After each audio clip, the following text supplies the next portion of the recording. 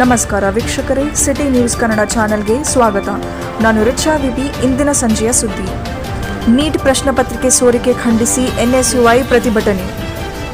Neat ಪ್ರಶ್ನೆ ಪತ್ರಿಕೆ ಸೋರಿಕೆ ಪ್ರಕರಣ ಹಾಗೂ ಜಂತರ್ ಮಂತರ್ನಲ್ಲಿ ವಿದ್ಯಾರ್ಥಿಗಳ ಪ್ರತಿಭಟನೆ ವೇಳೆ ನಡೆದ ಹಿಂಸಾಚಾರವನ್ನು ಖಂಡಿಸಿ ಕೇಂದ್ರ ಶಿಕ್ಷಣ ಸಚಿವರ ರಾಜೀನಾಮೆಗೆ ಆಗ್ರಹಿಸಿ ಕಾಂಗ್ರೆಸ್ ನಗರ ವಿದ್ಯಾರ್ಥಿ ಪ್ರವೇಶ ದ್ವಾರದಲ್ಲಿನ ಗಾಂಧಿ ಪ್ರತಿಮೆ ಬಳಿ ಜಮಾಯಿಸಿದ ನೂರಾರು ವಿದ್ಯಾರ್ಥಿಗಳು ಕೇಂದ್ರ ಸರ್ಕಾರದ ವಿರುದ್ಧ ಘೋಷಣೆಗಳನ್ನು ಕೂಗಿ ಆಕ್ರೋಶ ವ್ಯಕ್ತಪಡಿಸಿದರು.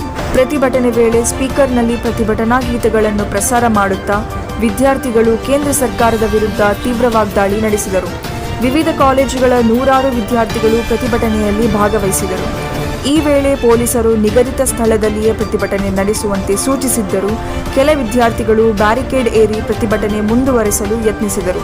ಇದರಿಂದ ಕೆಲಕಾಲ ಉದ್ವಿಗ್ನ ವಾತಾವರಣ ನಿರ್ಮಾಣವಾಗಿ ವಿದ್ಯಾರ್ಥಿಗಳು ಮತ್ತು ಪೊಲೀಸರ ನಡುವೆ ಮಾತಿನ ಚಕಮಕಿ ನಡೆಯಿತು. ಪರಿಸ್ಥಿತಿ ನಿಯಂತ್ರಣಕ್ಕೆ ಪೊಲೀಸರು ಮುಂದಾಗಿ ಪ್ರತಿಭಟನೆ ವೇಳೆ ಬ್ಯಾರಿಕೇಡ್ ಏರಿ ನಿಯಮ ಉಲ್ಲಂಘಿಸಿದ ಆರೋಪದಡಿ ಎನ್ಎಸ್ಯುಐ ಮುಖಂಡರು ಸೇರಿದಂತೆ ಹಲವರನ್ನು ವಶಕ್ಕೆ ಪಡೆದು ಸ್ಥಳದಿಂದ ಕರೆದೊಯ್ದರು. ನೀಟ್ ಪರೀಕ್ಷೆಯಲ್ಲಿ ಪಾರದರ್ಶಕತೆ ಕಾಪಾಡಬೇಕು, ಪ್ರಶ್ನೆ ಪತ್ರಿಕೆ ಸೋರಿಕೆ ಪ್ರಕರಣದ ತಪ್ಪಿತಸ್ಥರ ವಿರುದ್ಧ ಕಠಿಣ ಕ್ರಮ ಕೈಗೊಳ್ಳಬೇಕು ಹಾಗೂ ಕೇಂದ್ರ ಶಿಕ್ಷಣ ಸಚಿವರು ನೈತಿಕ ಹೊಣೆ ಹೊತ್ತು ರಾಜೀನಾಮೆ ನೀಡಬೇಕು ಎಂದು ಪ್ರತಿಭಟನಾಕಾರರು ಆಗ್ರಹಿಸಿದರು.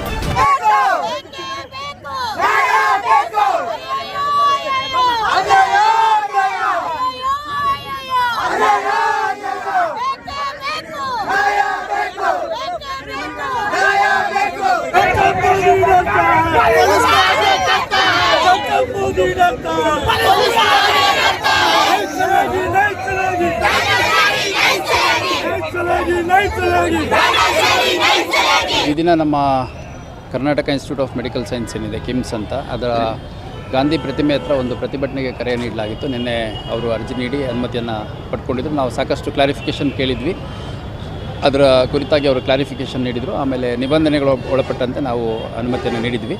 ಸುಮಾರು 500ರಿಂದ 600 ಜನದಷ್ಟು ವಿದ್ಯಾರ್ಥಿಗಳು ಮುಖ್ಯವಾಗಿ ಮತ್ತು ಕೆಲ ಸಂಘಟನೆಯವರು ಸೇರಿದ್ದಾರೆ. ಮುಖ್ಯವಾಗಿ NSUI ಮತ್ತು ಅದರ್ ಆರ್ಗನೈಸೇಷನ್ಸು ಅವ್ರಿಗೆ ಸಪೋರ್ಟ್ ಮಾಡಿದರು. ಸೊ ಅದರ ಹಿನ್ನೆಲೆಯಲ್ಲಿ 10ರಿಂದ 12 ಗಂಟೆವರೆಗೂ ಪ್ರತಿಭಟನೆ ಮಾಡಿದ್ದಾರೆ. 12 ಗಂಟೆ ಆದಮೇಲೆ ಅವರು ಮೇನ್ ರೋಡಿಗೆ ಬಂದು ಅಲ್ಲಿ ರಸ್ತೆ ತಡೆ ಮಾಡ್ತೀವಿ ಮತ್ತು ಟೈರ್ ಸುಡ್ತೀವಿ ಅಂತೆಲ್ಲ ಅವರು ಮಾತಾಡ್ತಾಯಿದ್ರು. ಅದರ ಹಿನ್ನೆಲೆಯಲ್ಲಿ ಅವರಿಗೆ ಕೊಟ್ಟಂಥ ಸಮಯಾವಕಾಶ ಮುಕ್ತಾಯ ಆಗಿರೋದ್ರ ಹಿನ್ನೆಲೆಯಲ್ಲಿ ನಾವು ಸುಮಾರು ಒಂದು 15 ಜನರನ್ನು ಮುಂಜಾಗ್ರತಾ ಕ್ರಮವಾಗಿ ವಶಕ್ಕೆ ತೊಗೊಂಡಿದ್ವಿ. ಉಳಿದವರೆಲ್ಲ ಡಿಸ್ಪರ್ಸ್ ಆಗಿದ್ದಾರೆ.